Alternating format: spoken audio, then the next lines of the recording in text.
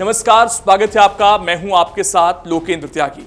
Hormuz सभी जहाजों के लिए बंद है। जी हां, बढ़ते तनाव के बीच ईरानी सेना ने यह बड़ा ऐलान कर दिया है क्योंकि मध्य पूर्व में हालात तेजी से बदल रहे हैं और दुनिया की नजरें इस वक्त उस समुद्री रास्ते पर टिकी हुई हैं जिसे वैश्विक ऊर्जा आपूर्ति की लाइफलाइन माना जाता है। अमेरिका और ईरान के बीच बढ़ते सैन्य टकराव ने अब एक ऐसे मोड़ पर इसे पहुंचा दिया है जहां अंतर्राष्ट्रीय व्यापार, तेल बाजार और समुद्री सुरक्षा पर फिर से बड़ा संकट मंडराने लगा है। ताजा घटनाक्रम में ईरान की सैन्य कमान और इस्लामिक रेवोल्यूशनरी गार्ड कॉर्प्स यानी IRGC ने हॉर्मुज जल डमरू मध्य को लेकर बेहद कड़ा रुख अपनाया है। ईरान की ओर से दावा किया गया है कि इस रणनीतिक मार्ग से गुजरने वाले किसी भी जहाज को अब सैन्य कार्रवाई का सामना करना पड़ सकता है। ईरान का यह कदम ऐसे समय आया जब अमेरिकी सेना ने क्षेत्र में अपने सैन्य अभियानों को और तेज कर दिया है।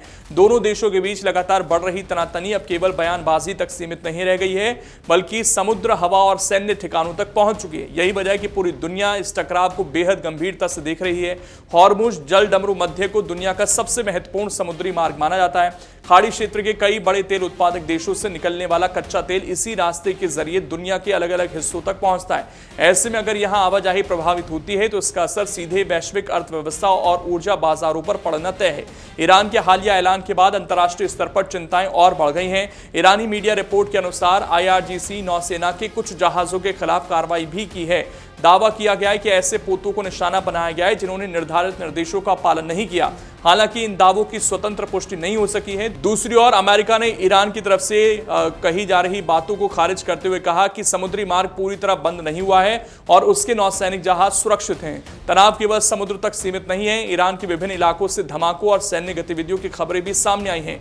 दक्षिणी क्षेत्रों में कई स्थानों पर विस्फोटक सुनाई देने की जानकारी दी गई है। बंदर अब्बास, कंगान बंदरगाह, केशम द्वीप और हिंगाम द्वीप जैसे इलाकों का नाम रिपोर्ट में सामने आया है। स्थानीय मीडिया के अनुसार कुछ स्थानों पर मिसाइल गिरने के बाद धमाके हुए हैं, जबकि कई क्षेत्रों में सुरक्षा एजेंसियों को हाई अलर्ट पर रखा गया है। इस बीच अमेरिकी सेंट्रल कमांड ने भी पुष्टि की है कि उसने ईरान से जुड़े कई लक्ष्यों पर जवाबी कार्रवाई शुरू की है। अमेरिका का कहना है कि यह कदम आत्मरक्षा और अपने सैनिकों तथा अन्य सैन्य संसाधनों की सुरक्षा के लिए उठाया गया है। अमेरिकी प्रशासन ने स्पष्ट संकेत दिए हैं कि क्षेत्र में उसके हितों को नुकसान पहुंचाने की किसी भी कोशिश का जवाब दिया जाएगा। अमेरिकी रक्षा नेतृत्व ने यह भी कहा है कि राष्ट्रपति डोनाल्ड ट्रंप के निर्देशों के तहत कुछ महत्वपूर्ण सैन्य ठिकानों को निशाना बनाया जा रहा है।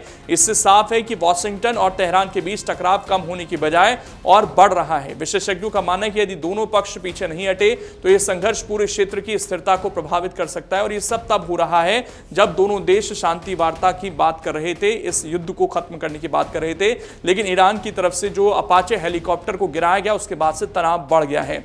दूसरी तरफ ईरान ने भी सख्त चेतावनी जारी की है। ईरानी सैन्य अधिकारियों का कहना है कि उनकी सेनाएं पूरी तरह तैयार हैं और किसी भी नई कार्रवाई का जवाब पहले से अधिक कठोर तरीके से दिया जाएगा। तेहरान ने संकेत दिए हैं कि यदि उस पर दबाव बढ़ाया गया तो अमेरिकी हितों और ठिकानों को भी निशाना बनाया जा सकता है। तनाव का असर खाड़ी के दूसरे देशों पर भी दिखाई देने लगा है।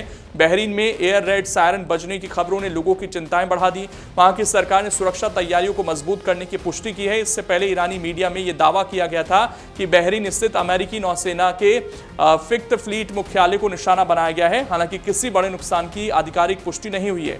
विशेषज्ञों का मानना है कि यदि हॉर्मुज जल डमरू मध्य में संकट और गहराता है तो कच्चे तेल की कीमतों में तेज उछाल देखने को मिल सकता है। इसके अलावा समुद्री व्यापार, शिपिंग कंपनियों और वैश्विक सप्लाई चेन पर भी असर पड़ सकता है। यही कारण है कि दुनिया के कई देश लगातार हालात पर नजर बनाए हुए हैं और दोनों पक्षों से संयम बरतने की अपील कर रहे हैं। फिलहाल सबसे बड़ा सवाल यही है, क्या यह टकराव सीमित रहेगा या फिर मध्य पूर्व एक बड़े सैन्य संघर्ष की ओर बढ़ रहा है। आने वाले घंटों और दिनों में होने वाली घटनाएं तय करेंगी कि क्षेत्र में शांति कायम रहती है या फिर यह संकट पूरी दुनिया के लिए नई चुनौती बनकर उभरता है। अगर आप ये वीडियो YouTube पर देख रहे हैं तो हमारे चैनल को सब्सक्राइब कर बेल आइकन दबाएं और Facebook पर देख रहे हैं तो हमारे पेज को लाइक करें।